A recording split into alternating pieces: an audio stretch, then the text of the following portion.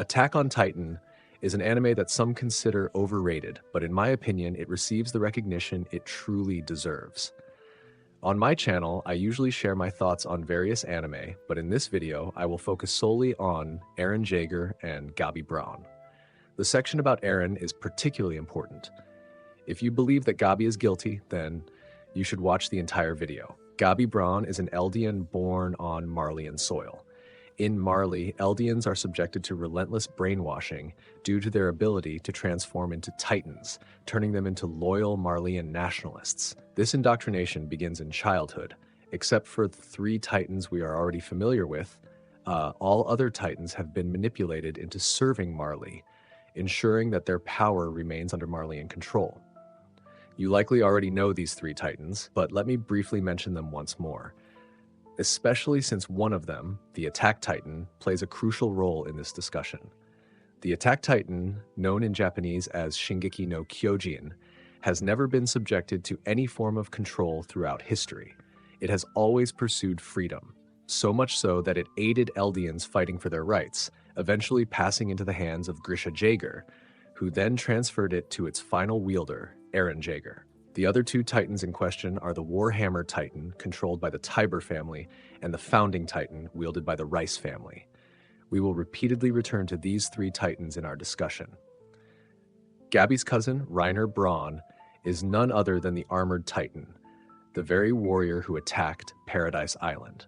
Just like her cousin, Gabi aspires to become a distinguished Marleyan and inherit the Armored Titan from him. If you don't recall Marley's Titan inheritance procedure, let's go over it briefly. Marley trains children from a young age, granting them the title of Marleyan Warrior. When these children inherit a Titan, their entire family is granted Marleyan citizenship, yet they still face discrimination. When Gabi was designated as the next inheritor of the Armored Titan, Eren Jaeger launched an attack on Marley's Liberio district, killing Gabi's friends. In her pursuit of revenge, Gabi infiltrated the airship, returning to Paradise, and killed Potato Girl Sasha. This is precisely why so many people despise her, because when Eren killed Gabi's friends, she sought vengeance in return. But was that truly a good enough reason? If you're looking for a deeper justification, we can examine Gabi's contradictory nature. Like Eren, she too is in pursuit of freedom, but by different means. Throughout the series, their similarities are impossible to ignore. Just as Mikasa repeatedly saves Eren, Falco is the one who constantly saves Gabi. And just as Eren at the age of 9 killed the men who kidnapped Mikasa without hesitation, Gabi too killed one of Eren's friends. Fundamentally, they share the same character traits. The only real difference is that one was born within Marley's borders, while the other was born on Paradise Island. And yet, because of this subtle distinction, our perception of these characters shifts drastically. However, there is also a valid reason not to like Gabi. She claims that the sins of past Eldians, their ancestors, must be shouldered by their descendants, yet she does not see herself as an Eldian. Instead, she considers herself a proud citizen of Marley. This is, in essence, a form of psychological escape. While Marley labels Eldians as devils for the destruction they have caused, the rest of the world sees Marley as the true devil for exploiting Eldian power. In the end, power corrupts. Gabi, in her attempt to convince herself of her own innocence, turns to an authority Marley for validation. Since Marley sees Gabi as an honorable figure, the highest authority she recognizes, Gabi believes in her own innocence. At its core, this is where the entire problem begins. Gabi, convinced that she is doing the right thing, seeks to destroy Paradise Island. Eren, believing in his own righteousness, launches an attack on Liberio. But have you ever considered the past side of these events? If Eren could see his future through his father's memories, couldn't the previous inheritors of the Attack Titan have done the same? Of course they could. We can infer this from the moment when Eren Kruger tells Grisha, "If you want to save Mikasa and Armin," a name drop that should have been impossible at the time. This implies that every previous wielder of the Attack Titan had access to Eren's memories, yet none of them were able to change anything. Why? Because in the world of Attack on Titan, free will does not truly exist. When Eren infiltrated Marley, he once said about a boy, "I'm going to kill him anyway, so why bother saving him?"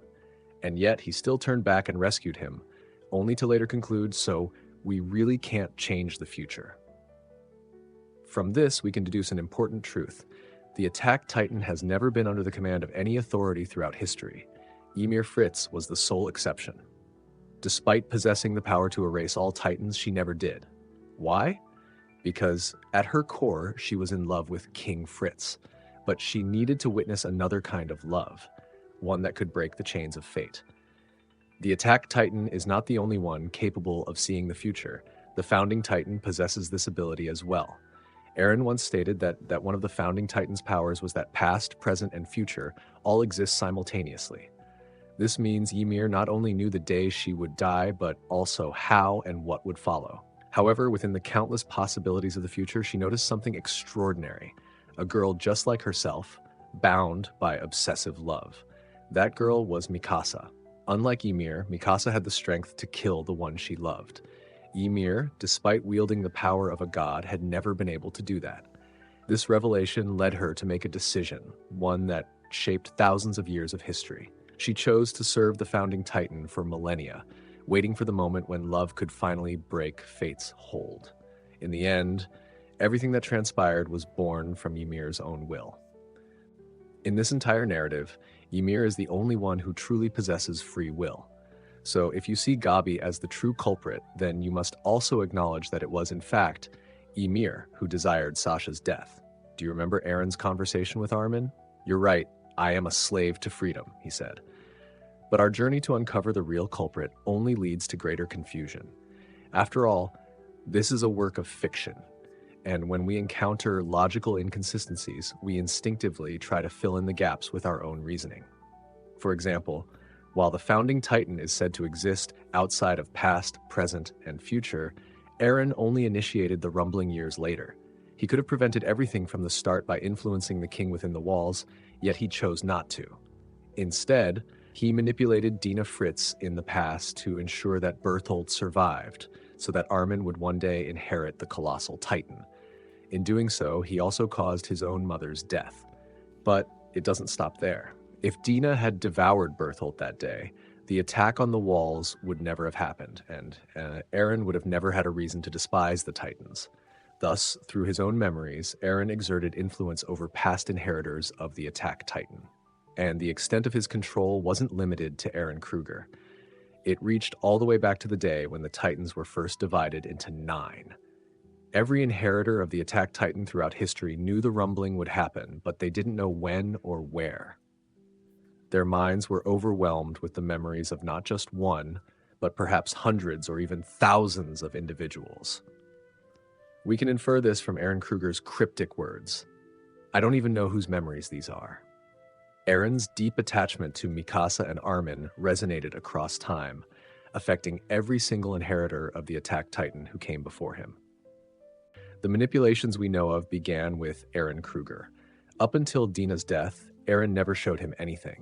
Had he done so, Grisha would have found the founding Titan much earlier, stolen its powers, and used them by making contact with Dina. But to ensure that his father was consumed by hatred, Eren hid everything from Kruger. Kruger turned Dina into a Titan, yet he did not speak of the future until she had been sent away. In fact, if we take things a step further, we could argue that even the death of Grisha's sister, his own aunt, was Eren's fault. Grisha was outside that day, and Kruger later told him that he had chosen him precisely because of his hatred for Marley. I'm not entirely sure how to phrase it, but even Dina being handed over to the Marleyan authorities, leading to Zeke's birth, could have been orchestrated by Eren himself. In short, the true culprit of the story is none other than Eren Jaeger. He planned everything. He explained everything to himself, and then he explained it again, to himself. Every character in this story was nothing more than a pawn on Eren's chessboard. When people talk about manipulative characters, names like Lelouch, Johan, Aizen, and Light come to mind. But unlike them, Eren is, in fact, the greatest manipulator of all time. He deceived a god who existed thousands of years before him just so that he could be born. He deceived himself into hating Titans, and in order to deceive himself, he deceived another version of himself from a different time. But why? Why did Eren, someone obsessed with freedom, destroy his own? Why did he claim to care about others' freedom, only to wipe out the world? The answer is simple. If Ymir, the god of this world, had chosen immortality, then Eren might never have been born.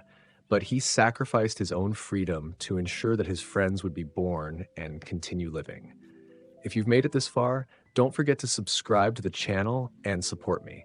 I'll be making more videos not only on Death Note and Attack on Titan, but also on anime you'd never expect.